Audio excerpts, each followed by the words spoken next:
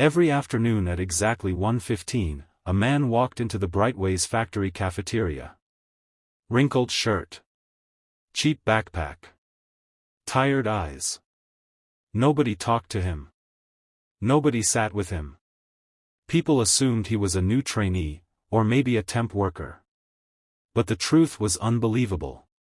He was Adrian Wells, the CEO of the entire company, working undercover to understand why the company's productivity and morale had fallen. For weeks, he observed silently. The rushed breaks, the stressed workers, the exhausted faces. Not a single person had stopped to ask how he was doing. Not a single person sat with him. Until the day everything changed. Ethan, a 26-year-old assembly line worker, walked into the cafeteria carrying a tray that looked more like hope than food. Just rice, lentils, and a single boiled egg. Ethan wasn't someone people noticed. Quiet. Hardworking.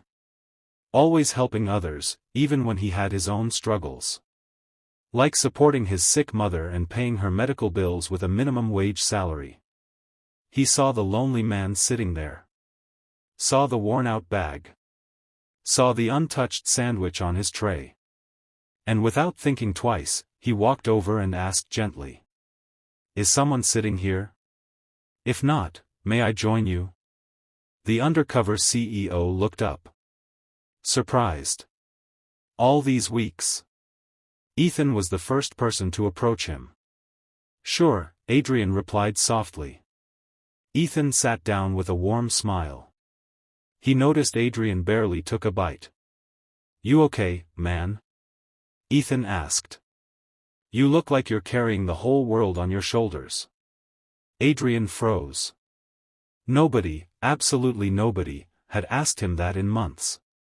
"What makes you say that?" Adrian whispered. Ethan shrugged. "I don't know. I just feel like people need someone to talk to. Even if it's a stranger." Adrian hesitated. Then asked a simple question. "Do you like working here?" Ethan laughed sadly. "Like? I love the idea of this place. But the reality is tough." He explained the long hours. The pressure. How managers cared about numbers, not people. How some workers were so tired they cried in the storage room. And how everyone felt replaceable. Adrian listened. Every word hitting him like a hammer. Then Ethan said something that broke the CEO's heart. "But I stay because I believe companies can change. People can change. Sometimes, it just takes one person who cares." Adrian felt his throat tighten. If only Ethan knew who he was talking to. The next day, tension filled the company. Rumors spread. The CEO, who hadn't been seen publicly in weeks, was suddenly coming. Employees rushed to look busy. Managers panicked. Ethan didn't think much of it. He simply returned to his station. Doing his job like always. Then. The speakers crackled. A voice spoke. "Everyone, please gather in the main hall."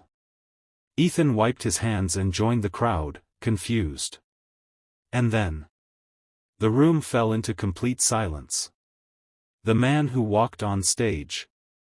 The man in the expensive suit. The confident posture. It was the same man Ethan had eaten lunch with. The same man who sat alone every day. The same man everyone ignored. Gasps filled the hall.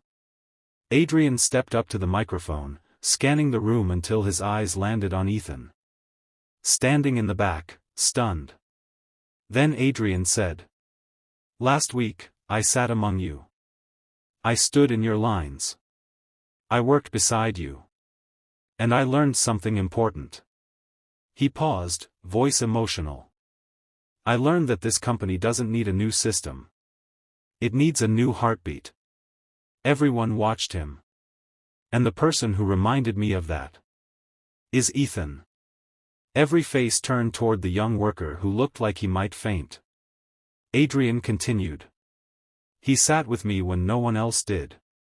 He listened without knowing who I was. He spoke with honesty, compassion, and courage.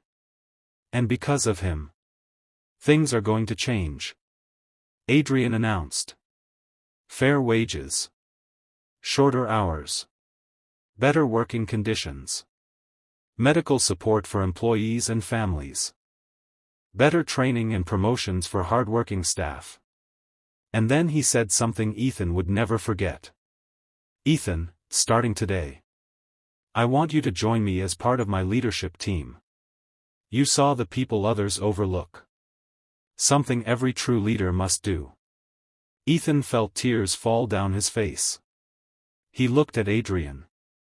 The CEO he once thought was just a lonely man eating a cold sandwich.